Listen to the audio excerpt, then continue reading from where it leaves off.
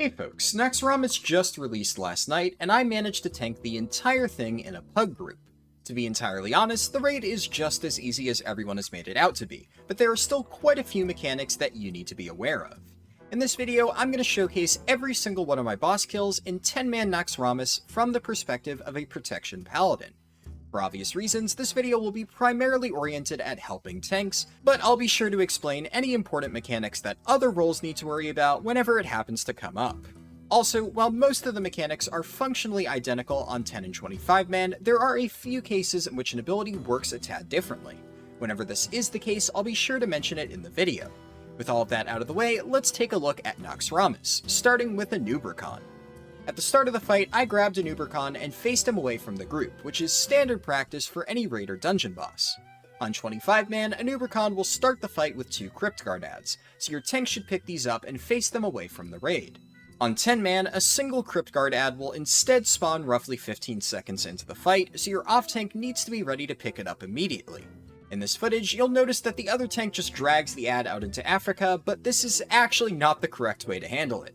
Ideally, you should be keeping the ads roughly stacked with Anub'Rekhan and then just face them away so they don't cleave the group or the main tank. Anub'Rekhan has 2 additional mechanics, the first of which is Impale. This is a cone-shaped AoE that targets a random player, and anyone hit will take damage and be knocked into the air. In order to minimize the impact of this ability, your entire raid should remain loosely spread at all times. The final mechanic Anub'Rekhan casts is his most important one, and that is Locust Swarm.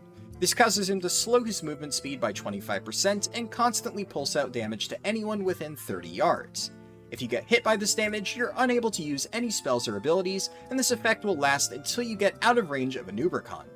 Additionally, whenever this ability is cast, on both difficulties a new Cryptguard ad will spawn that your off-tank needs to pick up.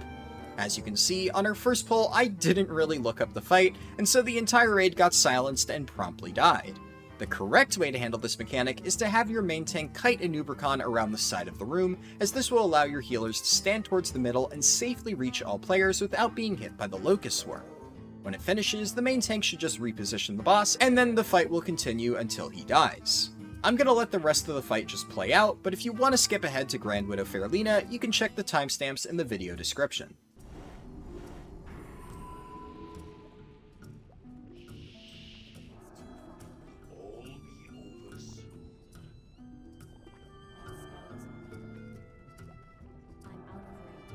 Is Locust Swarm over? I think it's over. I need the healers to help me out here a little. Alright, we're good.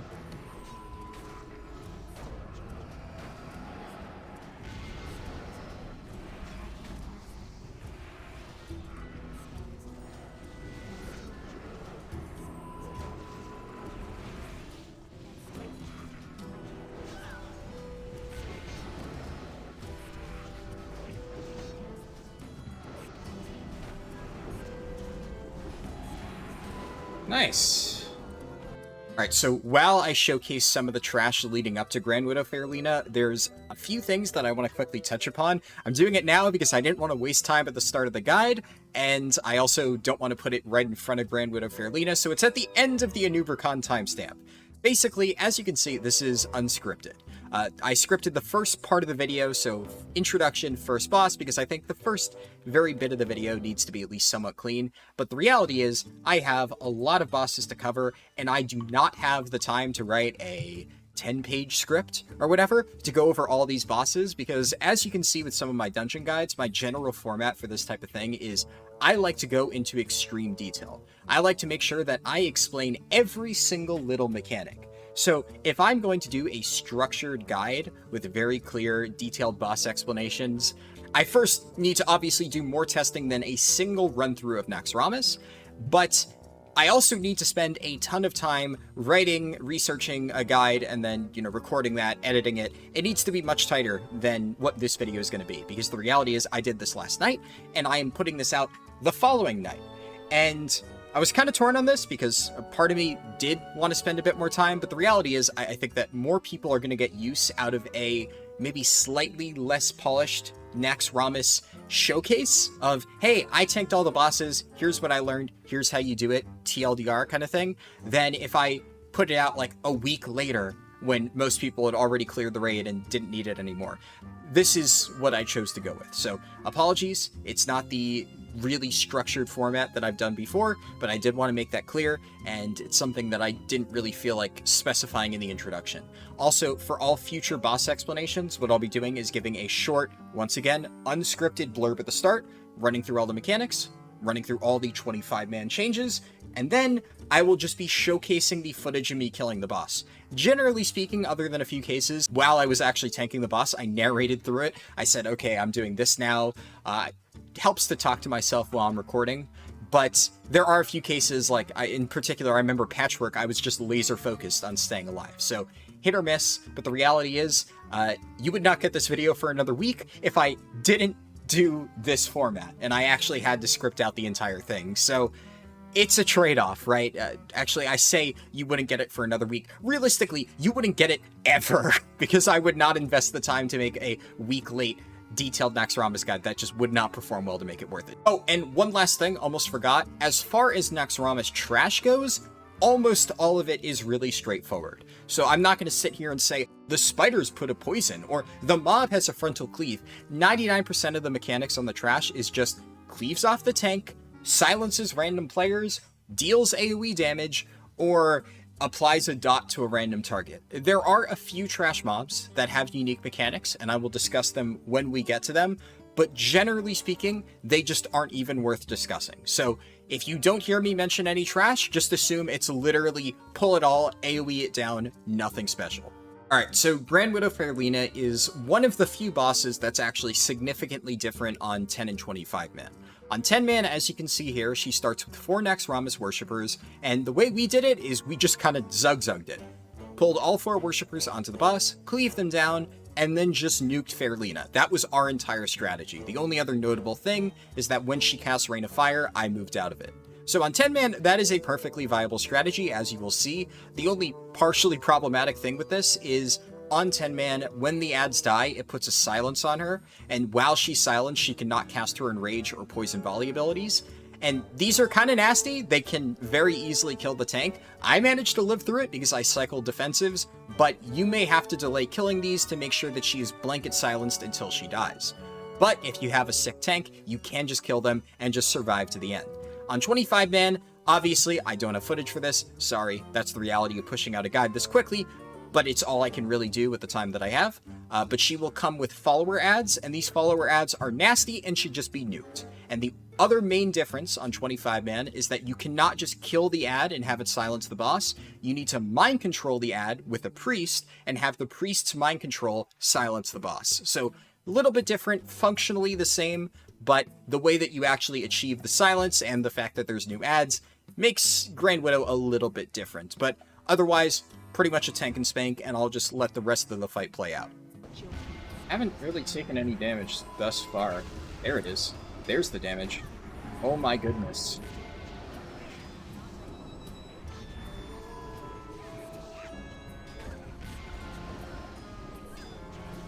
Okay. This might be doable. So I have my DR up for 4 more seconds. Keep Holy Shield up so I don't die.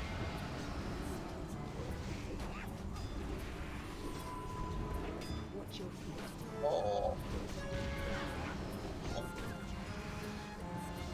No! Yo! Alright! That is stressful. Holy hell. Alright, so Maexxna, pretty straightforward boss. As always, face her away. She is a frontal cone poison attack, and you do not want that to hit anybody but yourself. She will also cast Web Wrap on random players, and that will stun them against the wall and put them in a little prison that you need to break them out of. She'll also apply Necrotic Poison to the tank. This is really nasty. It needs to be cleansed off at all costs. A lot of times you can see I will be doing it here myself, just cleansing off my own poison. Ideally, the tank should just focus on staying alive, and the healer should be doing this, but I guess if the healers are really busy, tanks, cleanse your own poison if you're able to do so. And finally, she'll summon a bunch of spiders, and those need to be killed off. The only I guess, major thing that you need to worry about is at 30% she will enrage, which just makes her absolutely fuck the tank. You'll see I actually proc my cheat death at one point. It's really nasty, but otherwise it's a pretty simple boss. Gonna refresh Holy Shield, swap back to Seal of Corruption. They cleanse my poison immediately.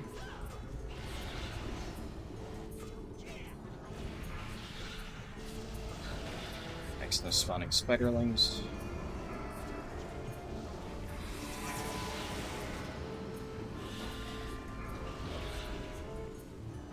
Shields.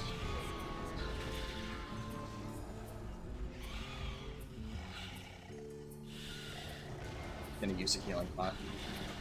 Better safe than sorry.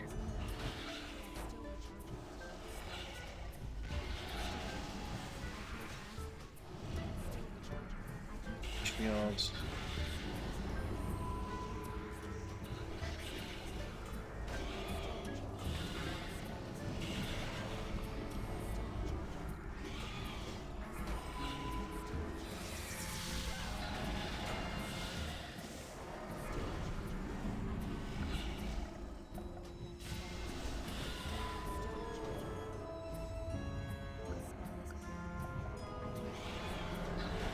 Cheated there.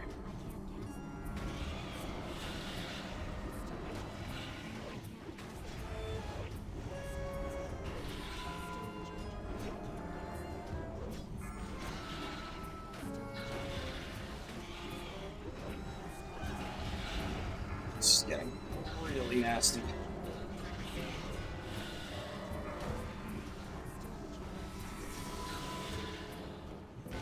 Nice!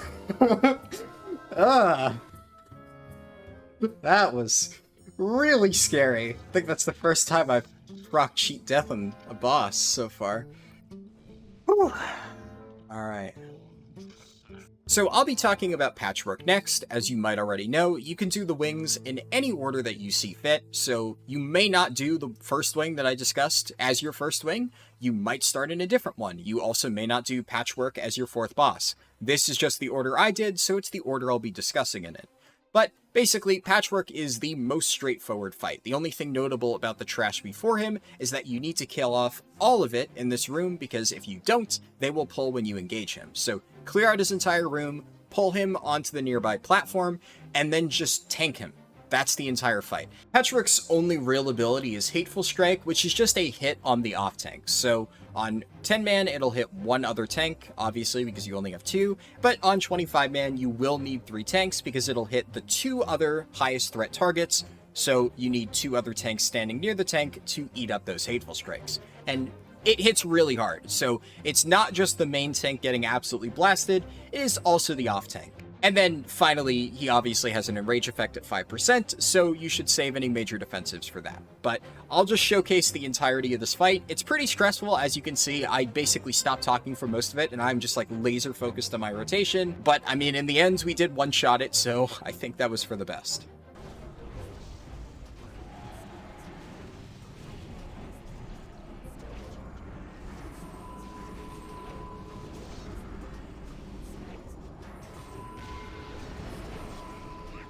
I don't think he has an enrage, so I think I just send my defensive on cooldown.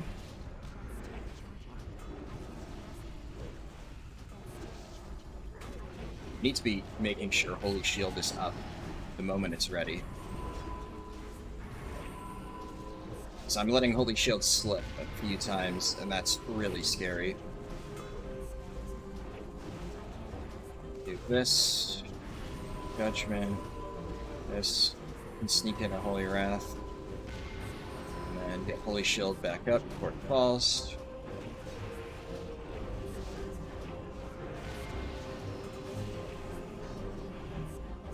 Good.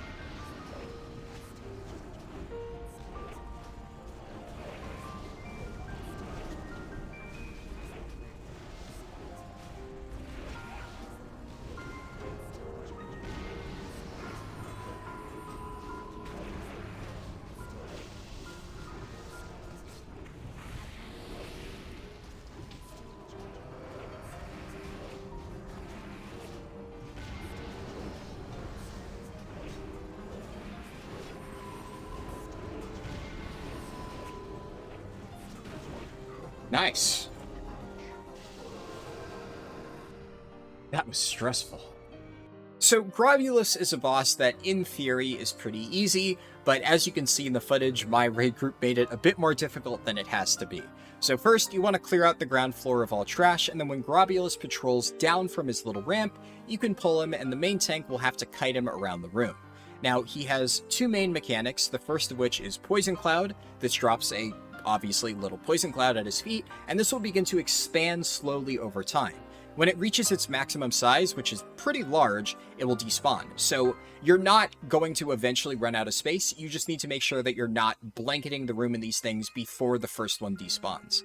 Basically, as you can see here, I'm kiting in a ring around the outside of the room, but there's a few extra things you need to worry about. So he'll cast Slime Spray on the main tank. This is a frontal cone, and anybody that gets hit will spawn a little Fallout slime ad. Now you'll notice here, we get 2 Fallout slimes in almost every set, even though I should be the only one spawning it, because the other tank, once again, wasn't really doing what he was supposed to do, and he was standing directly in front of the boss while not tanking, causing him to summon 2 Fallout slimes. So in theory, your off-tank should not be doing this, they should be standing off to the side, and whenever the Fallout slime spawns by hitting you, the main tank, your off-tank should grab this and then bring it on top of the boss, so melee DPS can cleave it down. The only other mechanic he has is called Mutating Injection. This is a debuff which will be applied to a random player, and when this expires, you will do damage to anyone nearby and drop a new poison cloud at your feet. So ideally, you're going to want to stack these up. You'll notice that in my group, we had people just dropping this on the raid, and it killed a few people, and it caused poison clouds to kind of fuck up my pathing, but if people are doing this properly, they'll be dropping it right next to existing poison clouds, and obviously then they expand into each other, and then they're, taking up the same space. It makes it much easier to deal with. As long as people are doing that, as long as they know what this debuff does, it's a very, very easy boss.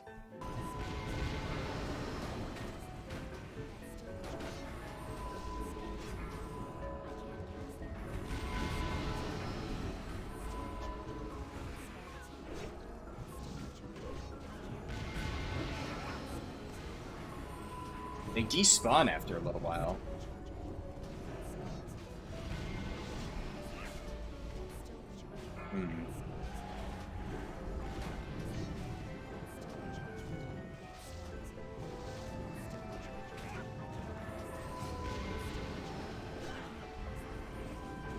Getting kind of pinned in here.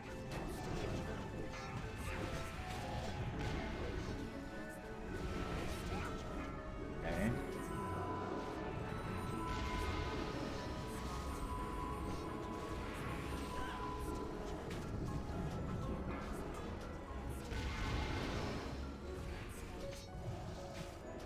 Just do a big move here. This feels like the correct move.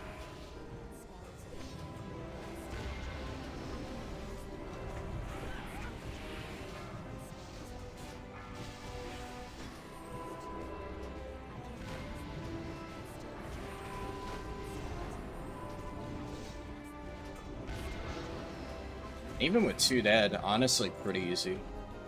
So Gluth is next, and he's a bit interesting for a variety of reasons. For starters, the way you engage him is actually fairly unique. You have to start on this little pipe and run through a slime tunnel, which deals periodic ticking damage, and you engage the boss by jumping out of this tunnel, falling to the ground, and then running to the other side of the room.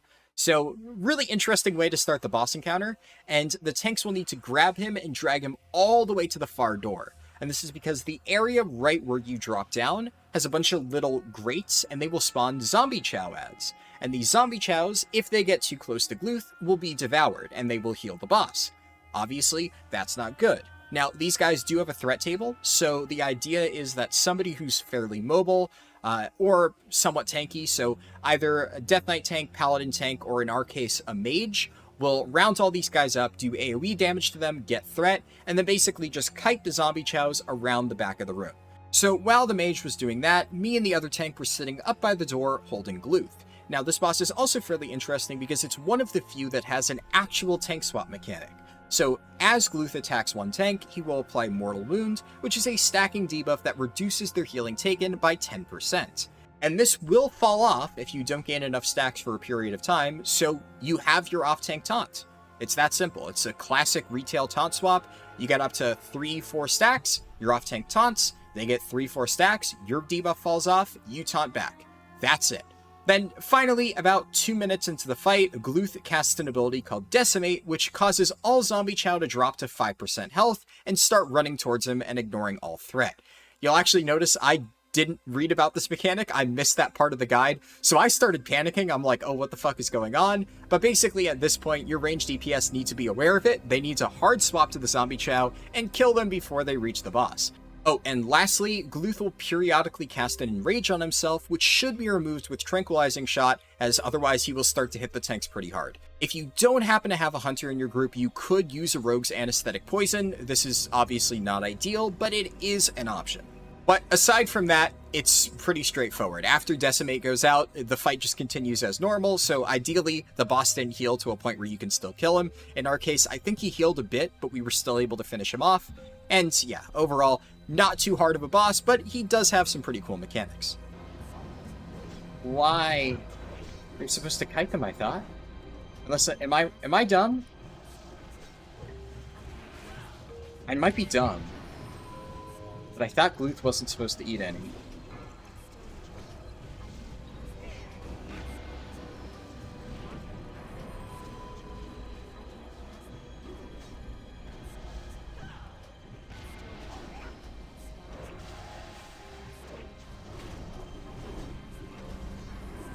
Wrath.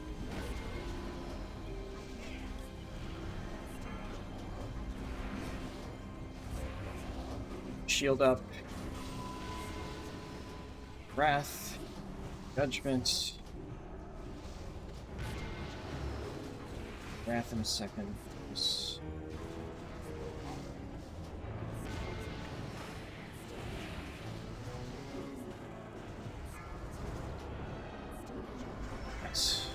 Thaddius is a really cool fight, and probably my favorite out of the entire raid. So before the fight even starts, you need to do a little bit of raid management and split your group in half. So one half of the group goes on the left, and the other half goes on the right. This is because one half of the raid needs to fight Stalag, and the other half needs to fight Fugan. For the most part, nothing really special happens during this phase. It's really just about killing the bosses and making sure that they die within 10 seconds of each other. It is really fun for tanks though, because periodically the boss will just swap you to the other side of the room and then you have to tank the other ad. So that's pretty neat, really fun mechanic. Just make sure that whenever you do get swapped, you immediately pick up the other ad and begin tanking it. Otherwise it'll just run out of the room and break its little tether and then kill everybody in your raid. So obviously not good. And then after both of these ads die, everyone in your raid needs to jump, keyword being jump. If you just walk, you will fall into the slime, as somebody in my raid did, which you will see. So jump the gap, land on Thaddius' platform, he will activate, and then you should pick him up. So the notable thing about this phase of Thaddius is that half of the raid will be hit with positive charges, and the other half will be hit with negative charges. If these charges connect, you take heavy damage, and it effectively causes a wipe. If too many people are stacked, a bunch of people die, it's bad. Luckily, we didn't have that happen, so you won't really see it, but the TLDR is you want one side of your raid assigned to positive charges, and the other assigned to negative charges. And for anybody who has been raiding retail for a while, the easiest way I could explain this is, it's Maiden of Vigilance from Tomb of Sargeras. That's the fight. If you did that fight, you know Thaddius. But if you don't, basically assign one side positive, the other side negative. For us, it was right side negative, left side positive. And then when you see your debuff, it'll either be a big plus or a big minus. Go to the assigned area. That's it. Except that's not 100% true, actually, because he will periodically cast Polarity Shift, and when this goes out, some people, not everybody, but some people, will have their debuff changed. So if you're positive, you might be switched to negative. You have a bit of a grace window here, so you don't need to all spread out. You can just be still stacked up. The moment you see that your debuff has changed, though, you need to immediately run to the other side, because after a few seconds, you will begin to start pulsing damage onto people of your opposite polarity. And provided you don't fuck it up, Thaddius is really easy. As you can see, I ended up solo tanking pretty much the entirety of the second phase, and it was not an issue whatsoever.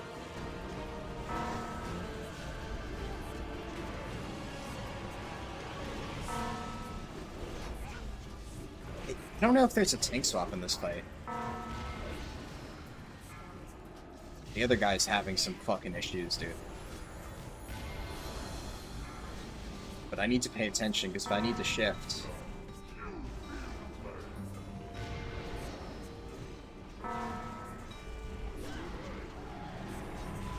Divine Fleet Pillow. Spices. No, why is he standing here, man? He's gonna get fucking blasted. I don't. Oh.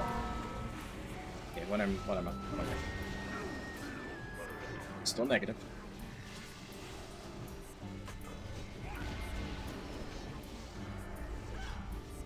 Good. We're sitting pretty.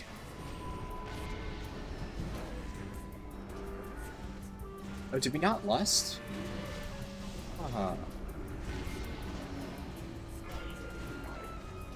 Man, and I already used Avenging Wrath. Fuck it.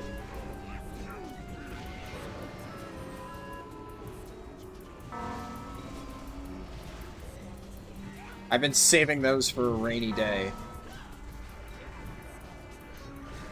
But I figure why not? Why shouldn't I use a damage potion as a tank?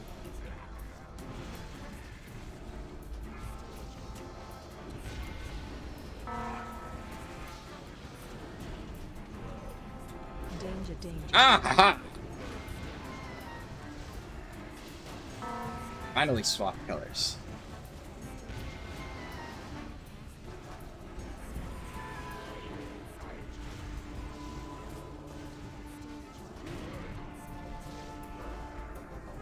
Nice.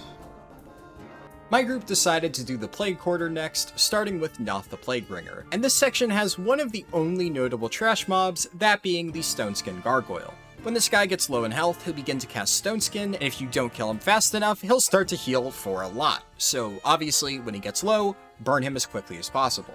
Noth the Plaguebringer is a pretty straightforward fight. For tanks, it's really simple. The main tank will pick him up and just hold him, and then the off tank will grab the adds that spawn and drag them on top of Noth. That's the entire fight for you. He'll also have an add phase, and you'll do the same thing. Pick up the adds, cleave them down, pretty straightforward. The only other mechanic that's worth noting is Curse of the Plaguebringer, which, as the name implies, is a curse that is applied to random players, and if this is not decursed, it'll explode and deal massive damage to the raid. So, obviously, just decurse this. Really self-explanatory, this boss isn't too tricky, but, you know, I'll still let it play out in its entirety. So where are these adds that I'm supposed to be... That would answer my question, yes.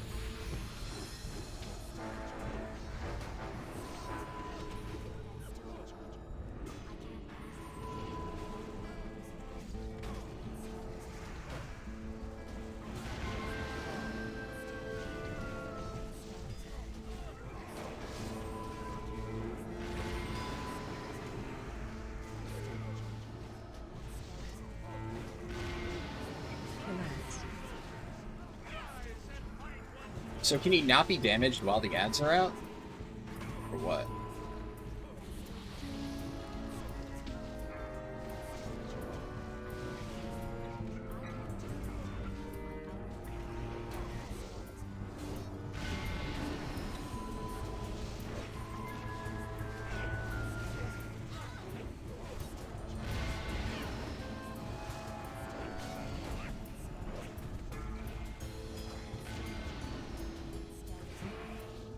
Alright.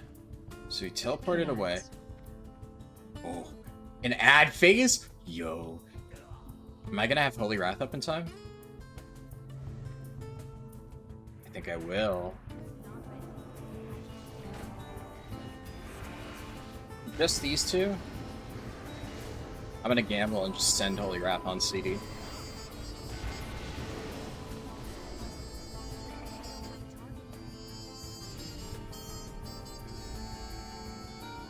Kel'thuzad.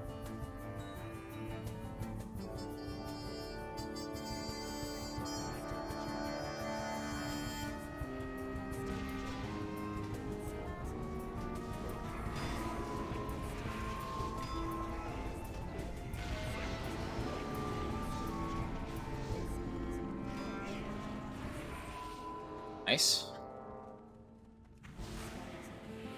Then teleport back. Presumably toward the middle.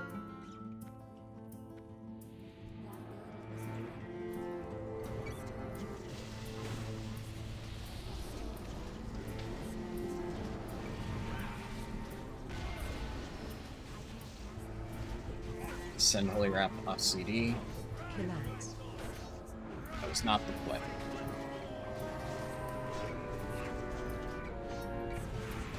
You know, considering other than Thaddius, I didn't use any damage pots. I feel like I'm doing pretty good.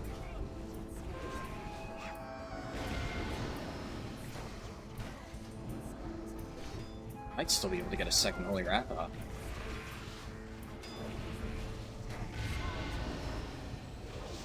Like, yeah. Relax. Oh, right at the end. Snuck one in. Next is Heigan the Unclean, and he has a pretty infamous mechanic known as the Safety Dance. Now, for the first part of the fight, only the melee DPS and tanks will need to worry about this because all of the ranged players and healers can just stand on Noth's platform up by the corner of the room. However, during the intermission, Noth will teleport up to this platform so people can't stand there, and everyone in your raid will need to do the Safety Dance correctly. Now, early on in the footage, as you'll quickly see, I actually fucked up this mechanic pretty badly because I did not fully understand it, but the simplest explanation is that the room is divided into 4 pizza slices. The first pizza slice will always be safe, then the second pizza slice will be safe, then the third, then the fourth, and then it returns the other way. So, third, second, first, second, third, fourth. And it just kind of goes back and forth across the room like that. The only difference during the intermission is that it comes out much faster, so everybody in your group just needs to be sprinting across to actually make it to the safe zones in time. If you've been raiding recently on retail, this is literally just Soul Render Dormazane, except the intermission is the entire fight, and there's no clear indicator as to which pizza slice is safe. You just need to know that it's 1, 2, 3, 4, 3, 2, 1, 2, 3, 4, etc. in that order. But honestly, as you can see here, even if you're a complete idiot like me and you don't understand the mechanic and get hit by it 5 times, you can still kill the boss. So it's very, very forgiving. Probably a bit more punishing on 25-man, but honestly, now that I know the mechanic, I can safely tell you that it's really simple. You should not have any issues with this guy. I do not understand.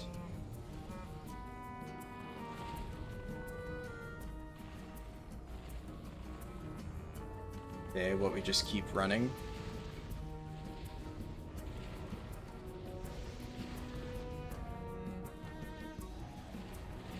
That's it?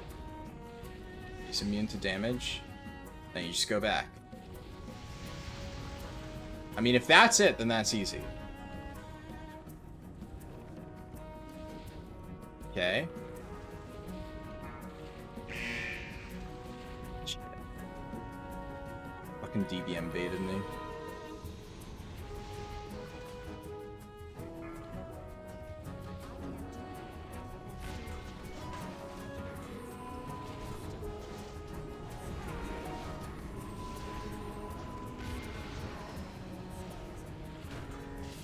These guys are going this way. So... okay, and then is it just like this? We just... rotate? Don't you do that. No, no, no. No, no, no, my boss. And this should be safe, right? Oh, it really is that easy, huh? I was overcomplicating the shit out of this. See, and here I am thinking, oh, there must be like an indicator. There must be like, oh, you have to, you know, watch for the floor. Dude, I got baited by Soul Render Dormazane. I was 100% thinking that it would be like Soul Render, but there's an indicator on the floor. Now I get it.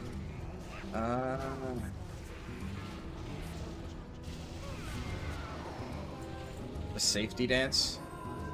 Alright. We got hit a lot, but apparently we still got the achievement. So, Loatheb is a pretty interesting fight, but not for tanks. As a tank, literally all I did is hold Loatheb, and yeah, that's it. That's the entire fight. You just sit there, and you tank him. The only interesting mechanic in this fight is for healers, and it's called Necrotic Aura, and this basically prevents all healing effects for 17 seconds. There's a 5-second gap in between each Necrotic Aura, so during that period of time, your healers should just go absolutely fucking ham and top up the entire raid if possible. The way that we did this is we had one healer focus on me and the other tank, and then we had the other healer focus on keeping the raid alive, because there will be pulsing raid-wide damage. Also, shields are not affected by this healing effect reduction, so if you have a Disc Priest, they can just power word shield everybody, and they're good to go. Loatheb's only other mechanic are the little spores that will spawn at the edge of the room and then move towards him. And this is notable because if they die near you while you're a tank, you get debuffed and you generate no threat from your spells, which obviously is bad, so you never want to get this as a tank, especially if you're the one who's supposed to be main tanking. As for DPS though, if you kill the spore, the 5 nearest players will gain a 50% crit chance buff, and that is obviously a massive damage increase, so you're gonna want to work out a rotation of 5 players and see who will actually get each buff. Outside of that though, the fight is basically just a generic damage race. You want to kill Loatheb before he overwhelms your healers.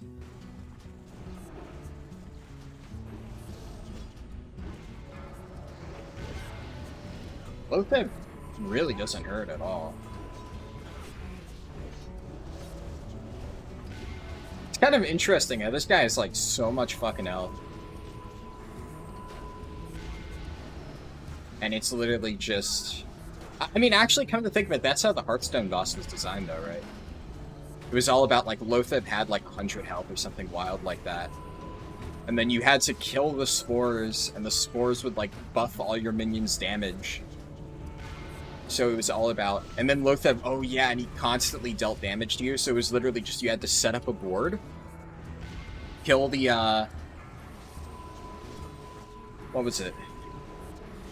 It's set up a board, kill the spores, and then just nuke him down before he killed you. And then obviously the Hearthstone card was the classic anti-spell tech, which... quite fitting. I think they did a great job.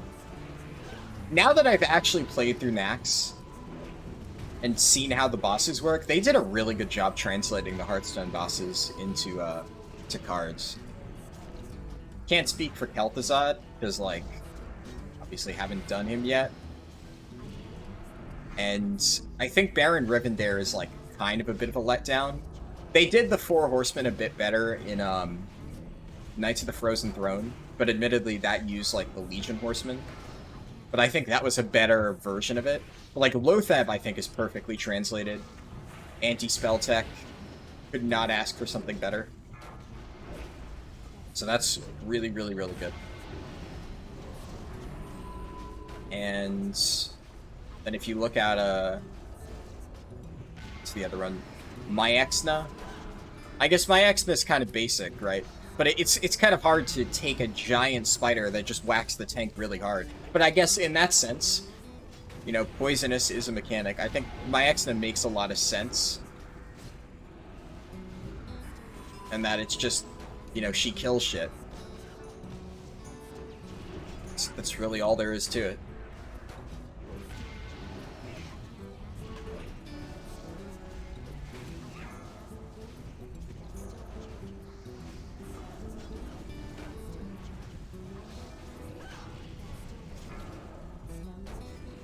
For an execute range, make them one of these, one of these, one of these, one of these, one of these, one of these. This.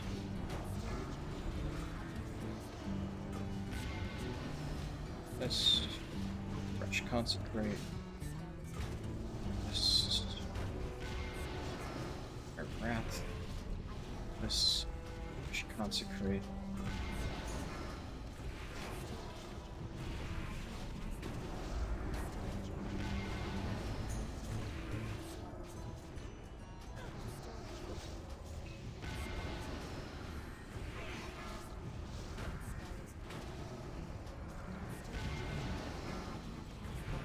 Nice.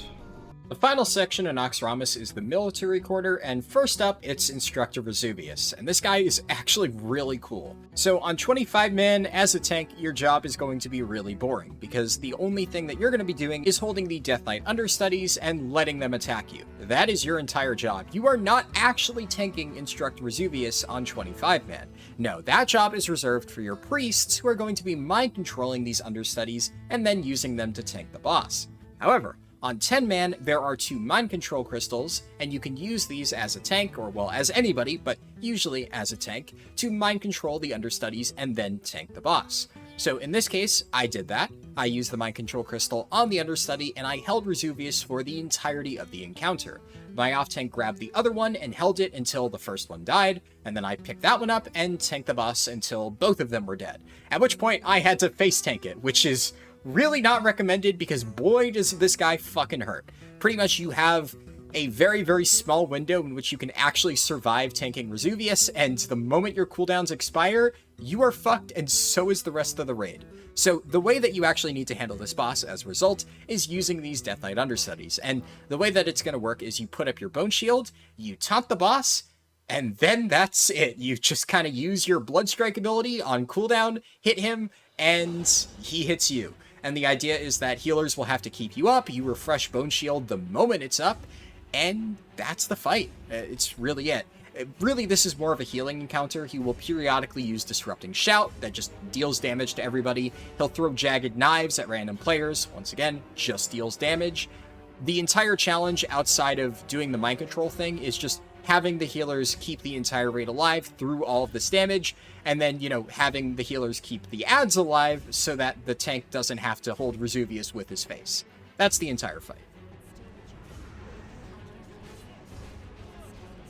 Was I not auto-attacking again?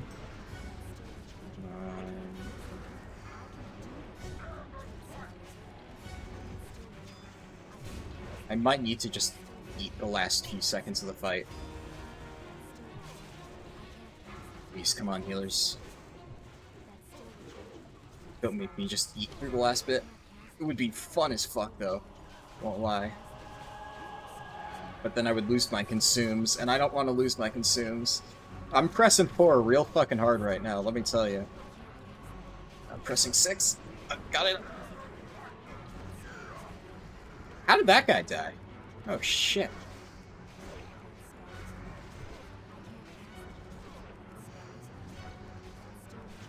Come on, come on. They got a B-res off. Nice. Okay, if he dies at this point, I should be able to bubble tank.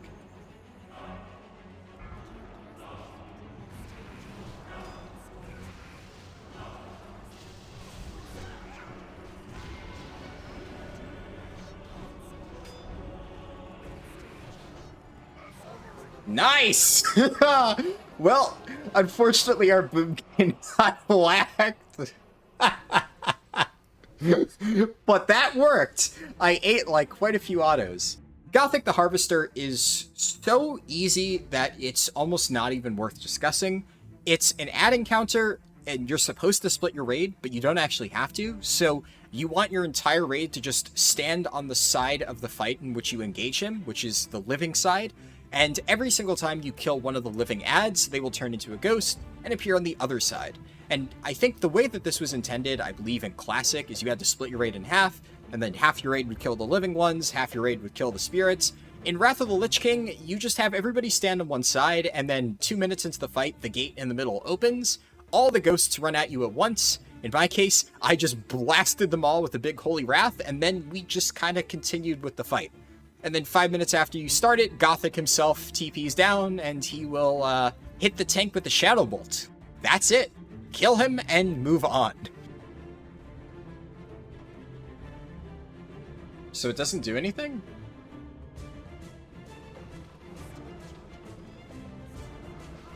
Oh, I'm... fuck. Well...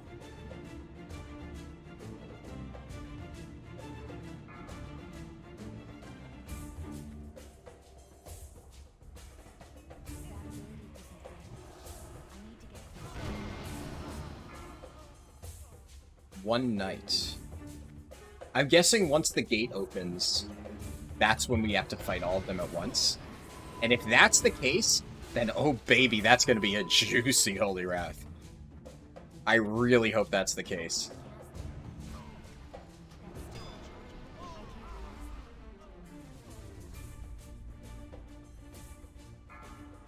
Okay, one night. I'm surprised at how little health all these mobs have. Feels like it should be higher.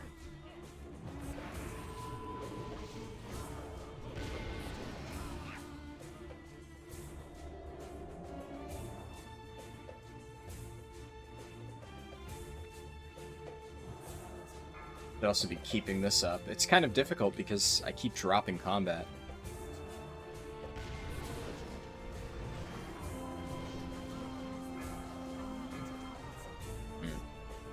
The first kill goes to me. Okay, what the fuck? Oh, Lady Blamo.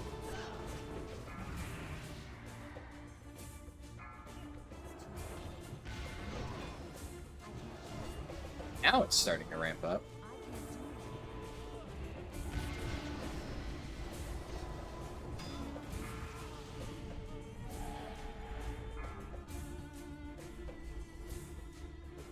Oh, there it is. Yep. That's exactly what I was hoping would happen. I got my juicy holy wrath. I was not prepared for that, though, so it definitely could have been better. Because I forgot to pop Avenging Wrath before actually hitting Holy Wrath. But I was kind of worried that if I didn't immediately slam Holy Wrath, I just wouldn't have time. And it would just all die before I could pat.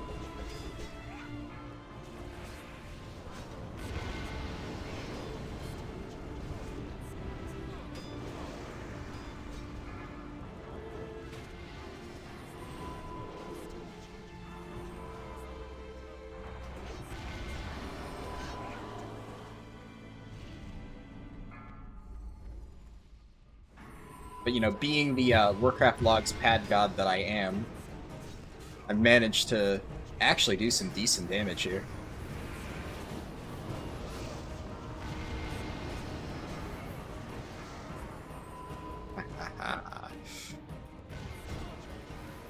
I'm such a fucking gremlin, honestly.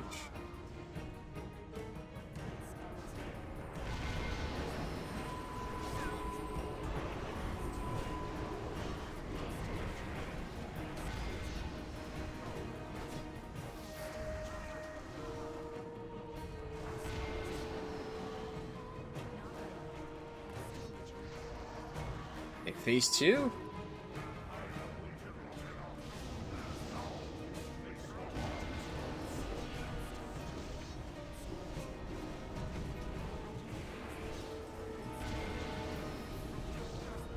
I'm gonna taunt off you, buddy. Sorry, but I need my holy shield damage.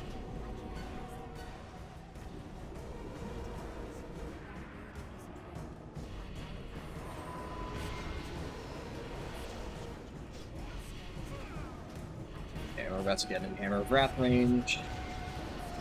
This. Another Hammer of Wrath. That was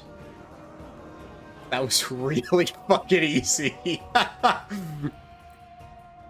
But I patted so fucking hard. Now, as for the Four Horsemen, things are a little bit trickier. There's actually quite a few mechanics to discuss here. So for starters, when you engage the boss, every single one of them will run into a corner. So Lady Blamo will run into the back left corner, Sir Zeliek will run into the back right corner, Thing Korthos will run into the corner to the left of you, and Baron Rivendare will run into the nearest corner to the right of you. Now, what's interesting about this boss is that while Thane Korthos and Baron Rivendare function as normal tankable bosses, the ones in the back, Lady Blamo and Sir Zeliek, are a bit different. They will instead just cast a Shadow Bolt, or, and I think in Sir Zeliek's case, like a Holy Blast, at whatever target is closest to them.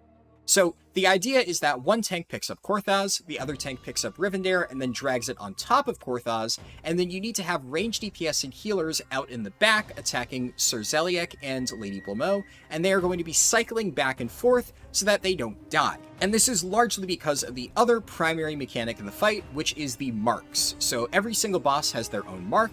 There's a mark of Blamo, Korthos, Rivendare, Zeliek, etc. As the boss fight goes on, anyone within a certain range of one of these bosses will gain a stack of their mark, and this does stack. And this ramps up exponentially, so by the time you're getting to Mark 5, Mark 6, it's absolutely butt-fucking your raid. The idea here is that you don't want to let the stacks get too high, so for instance the ranged and healers in the back will be constantly swapping whenever they reach 3 or 4 stacks, because that way the damage is still manageable and your healer can keep them up. As for the people in the front, you're bringing both Rivendare and Korthos on top of each other.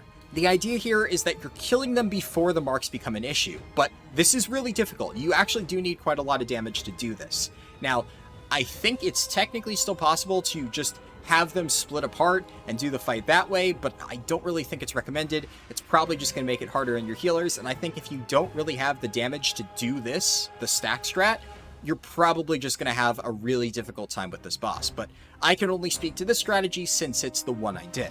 Now, as for these bosses, aside from the mark system, the only other major mechanic you need to worry about from Thane Korthos is a meteor, which will just come down on a random player in melee, and it'll deal split damage to anyone standing nearby. So obviously, everybody who's killing Korthos and Rivendare should hard stack on their butts to make sure that when the meteor lands, it deals split damage. Once these bosses are dead, you should move to the back of the room and kill off Lady Blomo first, and then Sir Zeliek. Blomo is really easy, she'll just put a bunch of void zones on the ground, and obviously, if this targets you, move out of it. And Zeliek is also mostly easy, but he also apparently casts a Holy Wrath ability, which I was unfortunately not able to see go off. But apparently when it does go off, it'll hit one person, chain to another near person, and then keep bouncing and dealing more damage with each bounce. So the idea is, if your entire raid is grouped up, it'll bounce until it starts absolutely dumpstering the people at the end of the chain. So obviously, if you're fighting Zeliek, keep a loose spread. My group was not doing that, but luckily we did not see this mechanic, because I guess we killed him too quickly. But honestly, the hardest part of this fight is that initial section with Baron Rivendare and Thane Korthos. If you make it through that, it's a really easy boss. Really won't have any issues with it. I don't think we should be stacked, because I think he's just going to one-shot somebody, but also at the same time, that would make for great footage, wouldn't it? So if he does cast Holy Wrath and one of our poor healers just gets one shot, that'd be fucking hilarious. Never mind. It would have been fucking hilarious, though. Now it's time to discuss the last two bosses, Sapphiron and Kel'thuzad. So first off, Sapphiron is really easy. At the start of the fight, your tank should face him to the side of the room, and he has traditional dragon mechanics, so a cleave and a tail swipe. As long as everybody is standing on his side, it's really not an issue. The other mechanics that Sapphiron has is a Summon Blizzard, which will cast multiple times during the fight until there's multiple little moving blizzard patches throughout the center of the room. Obviously, you should just move out of this, it's really not more complicated than that. The only other mechanic Sapphiron has during Phase 1 is Life Drain, which is a curse that's applied to multiple players and will drain health from them and feed Sapphiron. Obviously, when this goes out, you should decurse it so that the boss doesn't get healed. Now, after he's been in his ground phase for roughly 45 seconds, Sapphiron will blast a few people with Ice Bolt, causing them to turn into an ice block after a few seconds. After they're turned into an ice block, Sapphiron will fly up into the air and begin casting Frost Breath. This isn't really a breath so much as like a bomb that he shoots that lands down on the ground, but the point is, when this goes out, everyone in your raid needs to hide behind these ice blocks and LOS the little bomb before it hits the ground. So as you'll see in the video, I get turned into an ice block, everybody hides behind me, and then the bomb goes off and they take no damage. But as you'll notice, there are a few people who stand right on top of me inside the ice block. They are not safely LOS'd and they die. So make sure that you are standing a little bit of a distance behind the block, not directly on top of it, because that will cause you to die. Otherwise, it's a really easy boss, because as you can see, we killed it even with like 3 people dead. So yeah, it's pretty straightforward.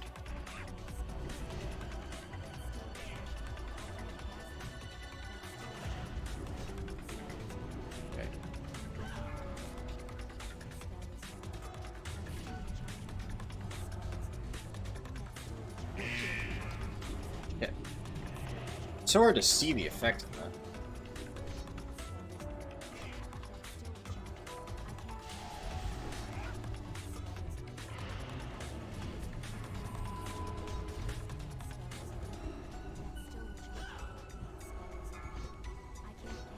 Come on.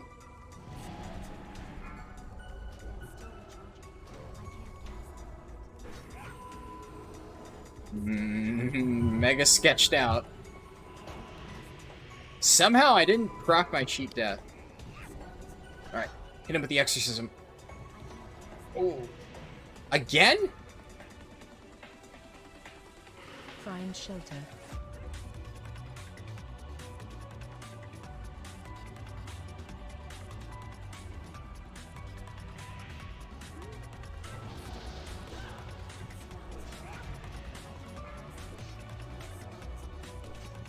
Alright. This might be doable as long as one of the healers doesn't die.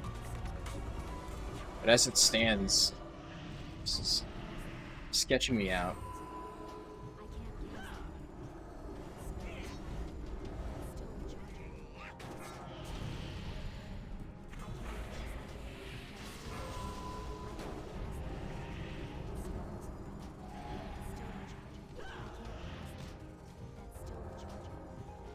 I really hate that it keeps targeting me.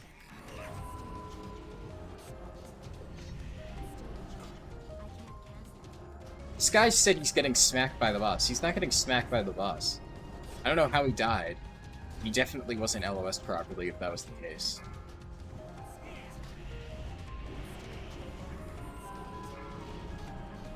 Thing is, that's why I kind of want to...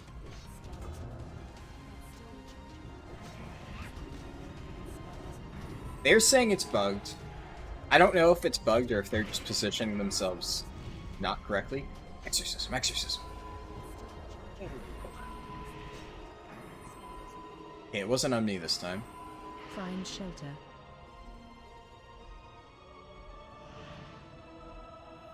Alright, so I am safely behind.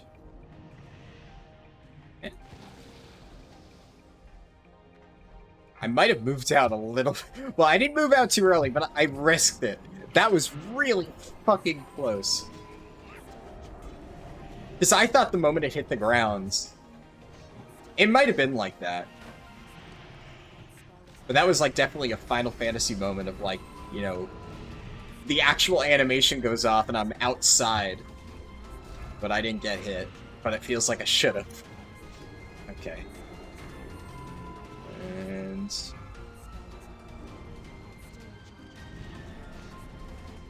fully shield up. About to hit execute phase. The Blizzard is close. Heal, refresh. Hammer of Wrath.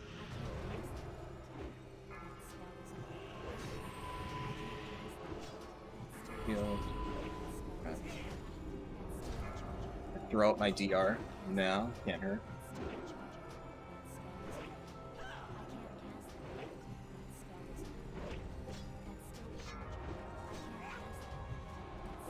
But the exorcism. Where's the other one? It's on me. Shelter. Fuck. I hate how this fucks your camera. Okay, so this guy should be safely behind me, right? Let's see. Is he safe? Yeah, he's safe. So I don't know. I think the other guys were just like directly on top of my hitbox. It was kind of hard for me to see from that angle. Shit.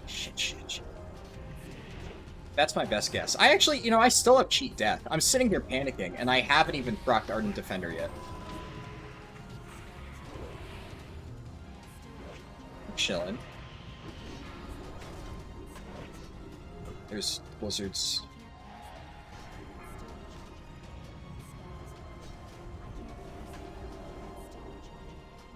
See, the funny thing is, I think spending extended time in execute phase actually boosts my damage. Nice. Finally, we come to Kel'thuzad. So, phase 1 is pretty straightforward. You run into the center of the room, Kel'thuzad starts the fight, and will spawn a bunch of adds in all of the cubbies around the room. And what's notable about these is that they will start running to the center of the room on their own. You do not want to go out and aggro them, and you want to be really careful about using stuff like multi-shot or Avenger Shield or anything that bounces, because if it chains into one of the cubbies, you're going to have a shit ton of adds to deal with, and it probably won't end well. So for this phase, it's really easy. Just stand in the middle, tanks grab A-bombs, ranged kill spirits, and everyone else just deals with killing the adds. That's it. I'm going to let this phase play out, and then when we get to the start of phase 2, I'm going to explain the mechanics for that, because they're pretty distinct.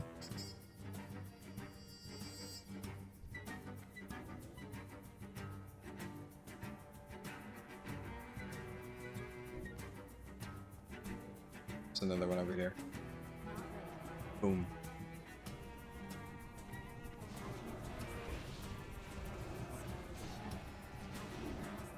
Almost didn't notice that guy.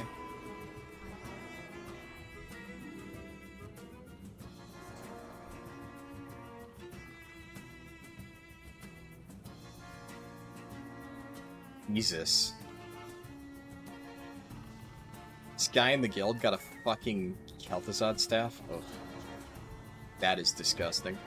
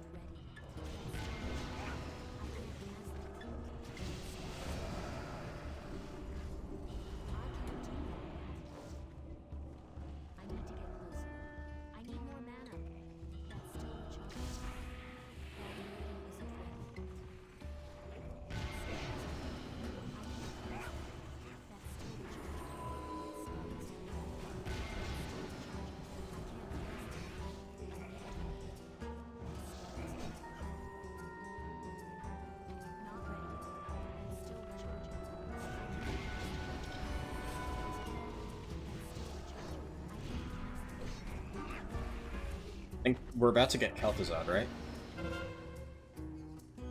Yep, about to get Kel'thuzad, okay.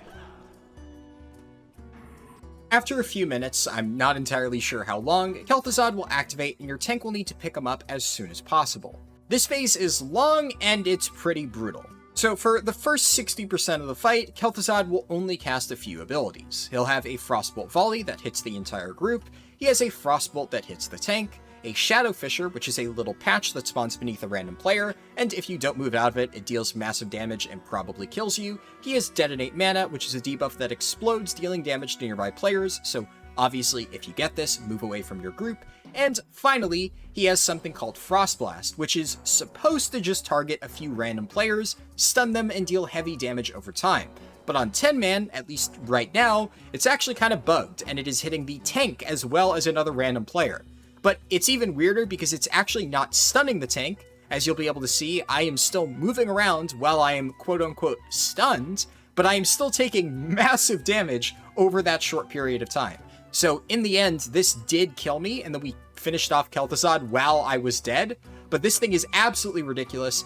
If this mechanic is actually bugged, and it's not like a difficulty change that Blizzard made, then this boss should actually be really easy.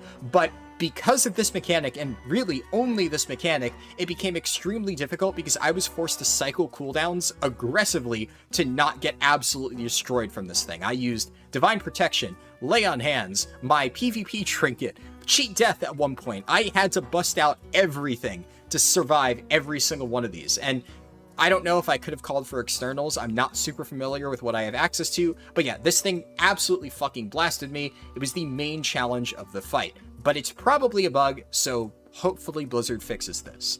Now, it is worth noting that from multiple guides I've read, there's a mechanic called Chains of Kel'Thuzad, which is a mind control applied to 2 players. I did not see this at all, so I'm guessing this is a 25-man exclusive mechanic, but I haven't seen it actually specified anywhere, so if this mechanic just doesn't exist, it doesn't exist, but it might be a thing on 25-man. All I can say for sure is that I was not seeing this on 10-man.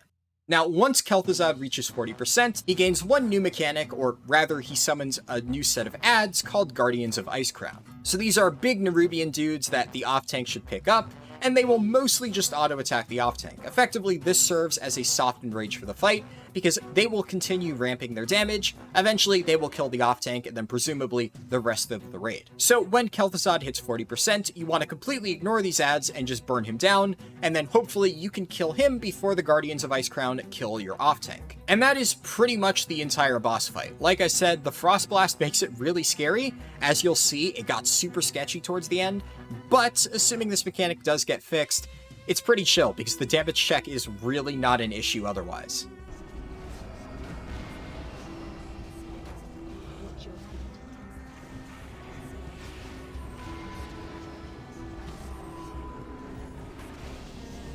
So he needs to get those.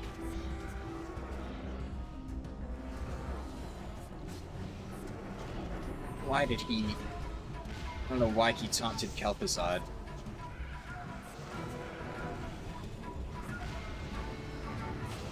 Yep, that's cheap death. The healers are just not topping me during that. I don't have anything for the next one, so if they continue to just let me rot out to that, the next one will kill me. Actually, I have Lay on Hands, so if I do that, it's not ideal, but I suppose technically. Spread. Detonate mana? That sounds bad. It's coming again. It's gonna do that. Have to do.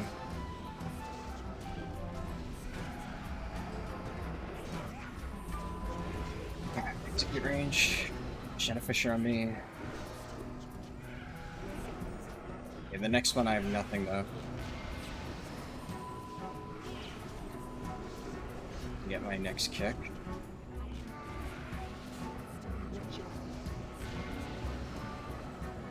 I got that kick. The next stun thing, I'm dead unless they focus heal me.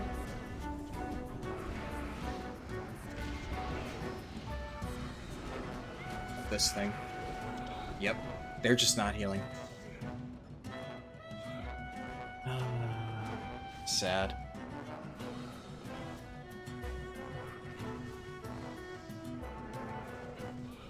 We might still kill it. Watch your feet. But if that another one of those stuns goes out on that tank, there's no way he's gonna live through that. Watch your 3% though. I think we got it. 1%. Oh, there it is. Yeah, he's dead, but... oh my god. Yeah, it's a lot of damage. I can't really blame them, because that definitely... fucking hell. Oh my god. Just straight trash. I've gotten nothing this entire raid. And there we have it. We've covered every single boss in 10-man Naxxramas. Now, I had a lot of fun doing this, but I do apologize that I wasn't able to put out a full guide for this. Normally, I would have tried to do this beforehand, but the reality is, going into Wrath of the Lich King Classic, I had no idea about any of the raid mechanics. I've done all of these dungeons a million times, but the raids are not something that I'm super familiar with to the point where I could make a detailed guide for it. So, the best I could do is run the raid the day it came out and get out something that is less of a guide and more of a walkthrough on the following day. So hopefully this at least helped you out and served as a somewhat effective replacement for my usual guides. And also I was able to kill Malygos and Sartharion later on the same day, so I will be putting out a guide for those sometime this weekend. But that's it. Thanks for watching. If you enjoyed the video and found it helpful, I would greatly appreciate it if you could throw it a like as it helps the channel grow. But thank you for watching, and I will catch you in the next one.